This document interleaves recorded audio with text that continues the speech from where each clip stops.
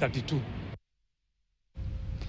Na viongozi wa chama cha Safina katika ukanda wa Pwani wamejitokeza kupinga vikali mswada marekebisho ya sheria za uchaguzi wa mwaka 2024 unaopendekeza kuondolewa kwa sharti la sheria linaloitaka Tume Huru ya Uchaguzi na Mipaka IEBC kupeperusha matokeo ya uchaguzi mubashara kutoka vituo vya kupiga kura.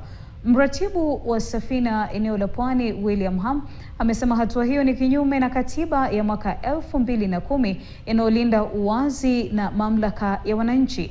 Amesema mataifa yenye demokrasia imara yakiwemo Marekani na taifa la Ghana huruhusu matangazo ya moja kwa moja matokeo ya uchaguzi ili kuimarisha uwazi wa kuondoa shaka katika mchakato wa uchaguzi. Mwaka 2024 unaopendekeza kuondoa sharti la Tume Huru ya Uchaguzi na Mipaka IEBC kutangaza moja kwa moja matokeo kutoka vituo vya kupigia kura.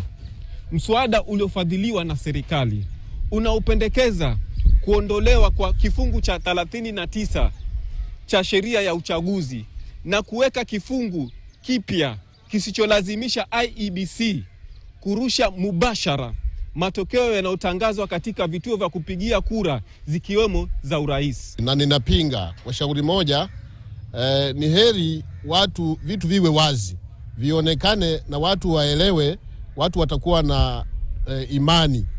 Lakini vitu vikifunikwa watu wasione na wasielewe, hatutaelewa. Hii itakuwa ni kama kuiba. Siku zote ikiwa kuna amendment yoyote kwenye katiba, lazima mwananchi anashirikishwa. Tunashangaa leo bunge ambalo liko chini yetu linaweza kupitisha mambo bila kumshirikisha mwananchi. Ilivyo ndivyo amendment, bunge halina uwezo ya kuweza kuondosha kifungu chochote cha katiba ya Kenya, kwa sababu katiba ni haki ya mwananchi.